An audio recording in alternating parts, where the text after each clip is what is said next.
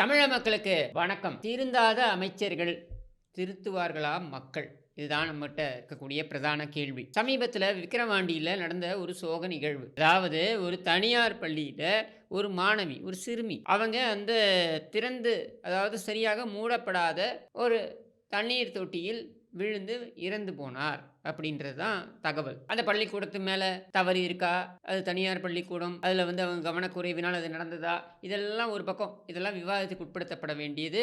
இதில் உரிய விசாரணை நடத்தப்படும் என்று எதிர்பார்க்கிறோம். அந்த விசாரணை முடிவில் உண்மை என்ன அப்படின்றது தெரிய வரும். பள்ளி நிர்வாகத்தின் மீது தவறா இல்லையா அப்படின்னு சொல்லிட்டு இது சம்பந்தப்பட்ட ஒரு ஆசிரியரும் கைது செய்யப்பட்டிருக்கிறார் அப்படின்ற தகவலும் வருகிறது. ஆனால் அதற்கு அப்புறம் நடந்த நிகழ்வு தான் நம்ம இங்கே இந்த அமைச்சரை சம்மந்தப்படுத்த வேண்டிய அவசியம் ஏற்படுது. ஏன்? நம்ம பொன்முடி தான் செம்மண் திருடன் பொன்முடி. இந்த செம்மண் திருடன் பொன்முடி அந்த மாவட்டத்தின் அமைச்சராக இருக்கின்ற காரணத்தினால இழப்பு நடந்த அந்த வீட்டிற்கு சென்று அங்கே அந்த மாணவி உடைய பெற்றோருக்கு ஆறுதல் சொல்வதற்காக அனுப்பி வைக்கப்படுகிறார். இல்லை, அவர் அங்கே போகிறாருன்னு வச்சுப்போம். நீங்கள் இந்த வீடியோவை பாருங்கள்.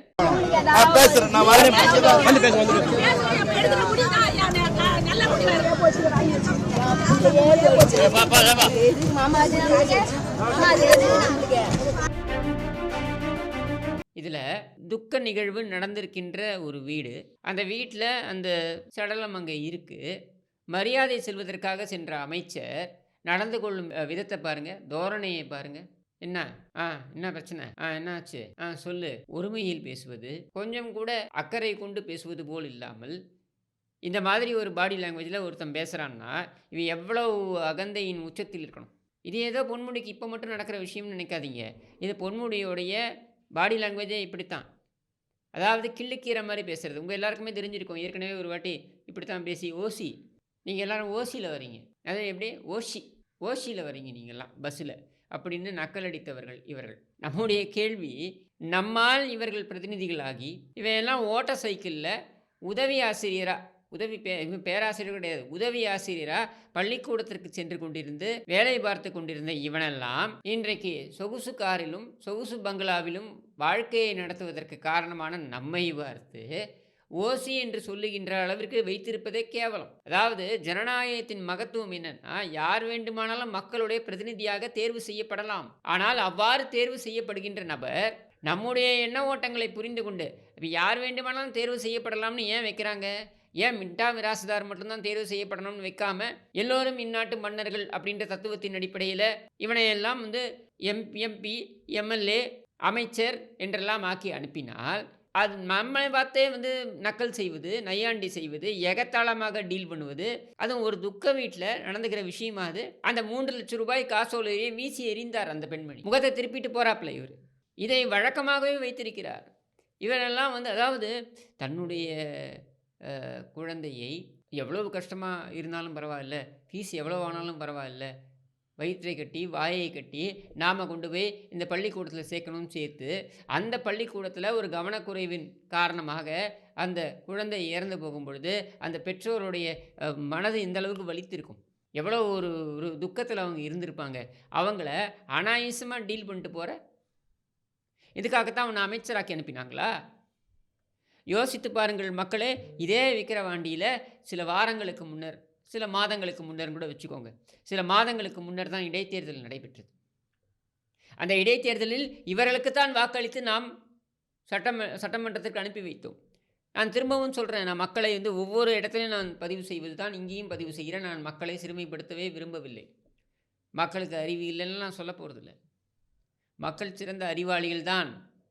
ஆனால் கேள்வி என்ன அப்படின்னா, இப்போ ஒரு சில மாதங்களுக்கு முன்னர் இதே விக்கிரவாண்டியில் வாக்கு சேகரிக்கும் பொழுது எப்படி வந்தானுங்க இவனுங்கள்லாம்?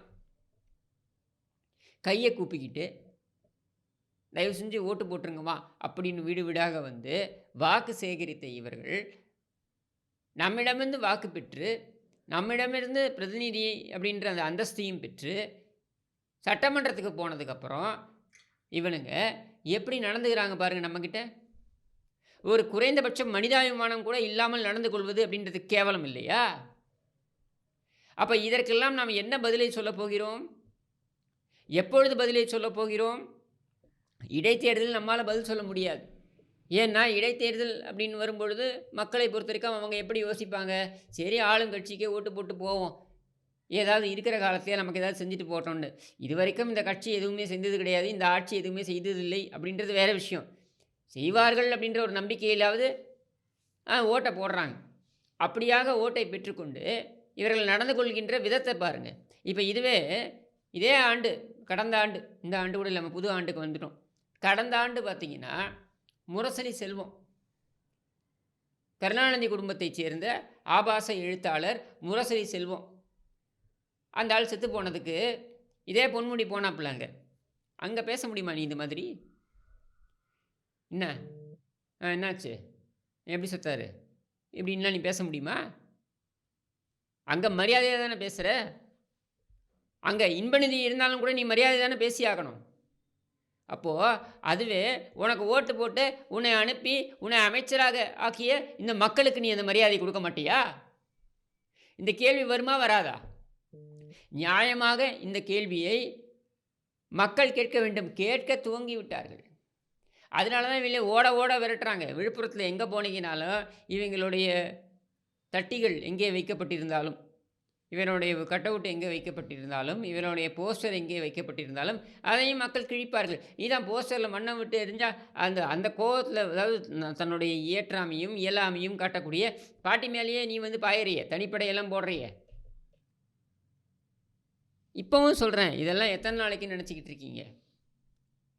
இது மாதிரி வந்து மக்களை கிள்ளுக்கீரையாக நினைத்து நடந்து கொள்வது அப்படின்றத ரொம்ப நாளைக்கு நீ கொண்டு போக முடியாது. உன்னுடைய வரலாறை நீ சற்றே அசை போட்டு பார். நீ எங்கிருந்து வந்த, எப்படி வந்த? இதே குழந்தையை இழந்த அந்த பெற்றோர், அவங்க இந்த குழந்தையை இழந்த அந்த பெற்றோர், அவங்க என்ன ஒரு பொருளாதார நிலையில் இருக்காங்களோ அதே பொருளாதார நிலையில் தான் நீ இருந்த ஒரு காலத்தில். ஆனால் அவர்கள் மானம் உள்ளவர்கள், சோறு தின்றவர்கள். அதனால் அவர்களுடைய அந்த அந்த நிலையிலையும் அந்த தந்தை என்ன சொல்கிறாரு தெரியுமா? என்னுடைய குழந்தைக்கு ஏற்பட்டது வேறு எந்த குழந்தைக்கும் ஏற்படக்கூடாது. என்னுடைய நிலை வந்து வேறு எந்த பெற்றோருக்கும் ஏற்படக்கூடாது. அதனால் நீங்கள் வந்து இந்த பள்ளி மீது நடவடிக்கை எடுக்கணும் அப்படின்ற கோரிக்கையை தான் வைக்கிறார். அப்போ கூட, அதாவது அவ்வளவு பெரிய ஒரு துக்க நிகழ்வு நடந்த இடத்துல கூட அந்த கோரிக்கையை தான் அவர் வைக்கிறார். நீ எல்லாம் அவருடைய கால் தூசுக்கு பெற மாட்ட. ஆனால் இன்றைக்கி ஒரு அமைச்சர் என்ற படாடோபம், இன்றைக்கி உன் மகன் வந்து ஒரு எம்பி என்கிற அந்த படாடோபம், நீ நினைத்ததெல்லாம் சாதிக்கலாம், இந்த மாவட்டத்திற்கே நீதான் மன்னன் என்று நீ நினைத்து கொண்டிருக்கிறாய். 2026 ரொம்ப வெகு தூரத்தில் இல்லை. இப்போ திரும்பி பார்த்தா வந்துடும்.